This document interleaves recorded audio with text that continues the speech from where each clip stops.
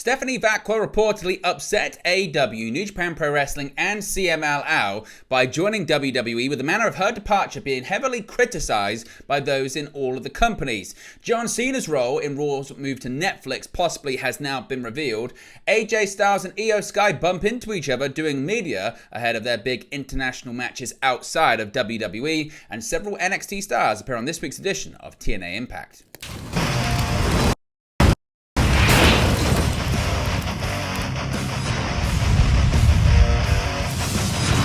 Hey guys, welcome back to Wrestling News 365. Hope everyone is doing very well. As always, there are plenty of news stories to get into in the world of professional wrestling. Let's start off talking about Stephanie Vaquer, the fallout of her departure from CMLL and New Japan Pro Wrestling, and her subsequent signing with World Wrestling Entertainment.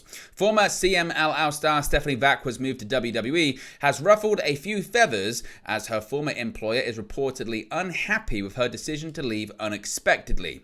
As per Dave Meltzer of Wrestling Observer Radio, Vaquer had been booked for several shows with CMLL and New Japan Pro Wrestling, but pulled out of them despite holding the CMLL Women's World Championship and the CMLL World Women's Tag Team Championship. Quote, she was leaning towards WWE and she told CMLL, and I believe she told New Japan, but it may have been that CMLL told New Japan, he began. New Japan and CMLL have been aware of this, WWE's interest, before she signed, end quote. Meltzer revealed that when Vaquer had informed CMLL about her decision to join WWE, they told her they wouldn't stand in her way, but asked her to drop the titles before leaving the promotion. CMLL wanted her to lose the titles at New Japan's San Jose show and give her a send-off, but she signed with WWE on Monday and told CMLL that the show in Guadalajara on Tuesday, where she defeated Tessa Blanchard, would be her final match. Quote, on Monday, when she signed with WWE, she told them that Tuesday, last night in Guadalajara, was her last night, and she wouldn't be coming to Arena Mexico on Friday. She wouldn't do any of the dates. She's got dates all over the world. She had dates in Germany, Copperbox, Rev Pro on August 24th, and other New Japan Strong dates that have been agreed to. Stephanie Vaquer's decision to leave CMLL has angered the Mexican promotion, as they wanted her to do business the right way by finishing up all of her promoted dates. Quote, CMLL was very upset with her because of what happened, and also they had never been targeted this way by WWE, said Meltzer. This has happened before, but in all of those cases, it was, finish up in a good way, and it was a different type of thing, end quote.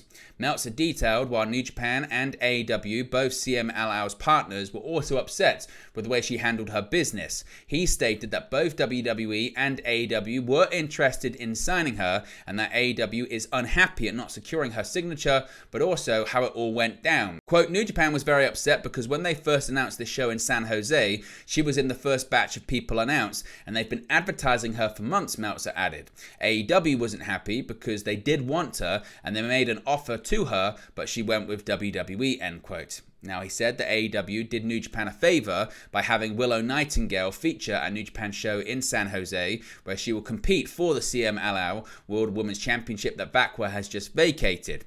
Meltzer added that WWE could introduce Stephanie Vaquer to their programming almost immediately at the promotion shows in Mexico over the weekend. So if we get any more details on that, we'll let you know. But what are your thoughts? Are AEW, New Japan, and CMLL right to be upset, or is this just what happens in pro wrestling? Let me know your thoughts about it in the comment section below. Now, John Cena, of course, he announced his impending retirement in 2025, but we now know possibly what his plans could be for when Raw moves to Netflix at the beginning of the year. 2025 marks the retirement year for John Cena, and WWE Raw making its move away from broadcast television to the streaming giant Netflix. Cena announced his retirement plans at Money in the Bank on July 6, going on to note that he's planning to go through January to December of 2025 before hanging up his sneakers for good. With Raw moving to Netflix in January of next year, it has now been reported that this will be the home of John Cena as his retirement tour begins.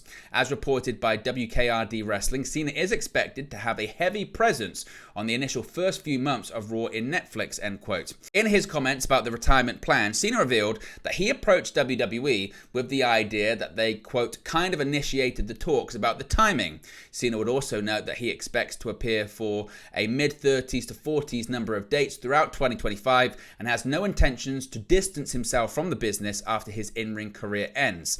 Cena last wrestled on the April 8th episode of Raw, teaming with the Awesome Truth to defeat the Judgment Day. Of course, that was consisting of Dominic Mysterio, Finn Balor, and JD McDonough.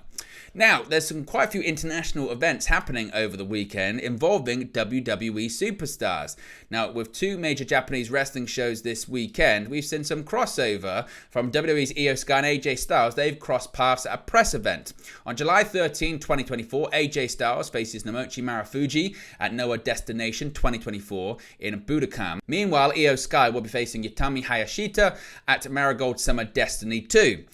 The Pro Wrestling Noah Twitter account shared footage of Sky and Styles running into each other while doing media work. The footage, which can be seen on social media, shows both stars having a brief conversation about the timing of their respective press appearances. Styles noted what he would have done if he had the chance to watch Sky's press conference appearance, saying, quote, "I think it would have been cool to be sitting there like another WWE guy watching you." And when it comes to AJ Styles, could he have some backup from the Good Brothers this weekend? Well, while the Good Brothers are currently challenging teams in NXT, it seems as though they could be primed for another big crossover appearance. In a chat with Pro Wrestling Noah, Carl Anderson and Luke Gallows spoke about AJ Styles' upcoming match Noah against Marufuji.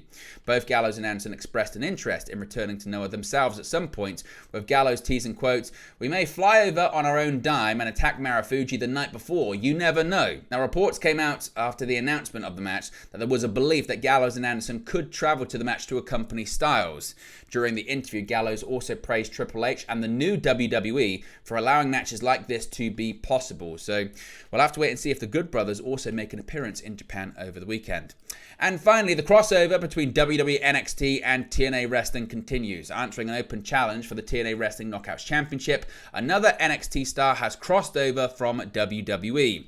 On last night's airing of TNA Impact, a recently filmed open challenge match for Jordan Grace's TNA Wrestling Knockouts World Championship aired.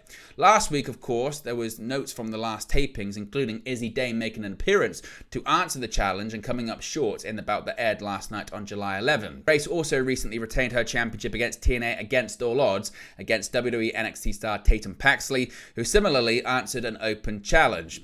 Also making an appearance on last night's TNA Impact were the No Quarter Catch crew with Charlie Dempsey, Miles Bourne and Tavon Heights.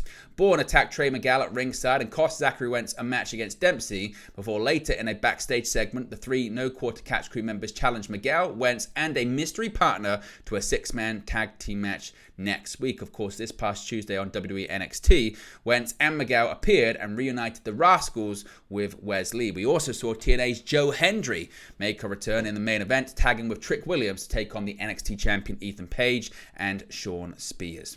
But there you go, guys. The latest pro wrestling news for you. Be sure to smash a like on the like button. Be sure to subscribe, bottom right hand corner. As always, let me know your thoughts in the comment section below, and I'll speak to you again very, very soon. Hey guys, thank you for watching, listening, streaming, or however you come across this video today. Be sure to click on the video on the right there to watch our next video, or click the bottom there to subscribe, or the bottom right hand corner. Thank you very much, and I'll speak to you again very soon.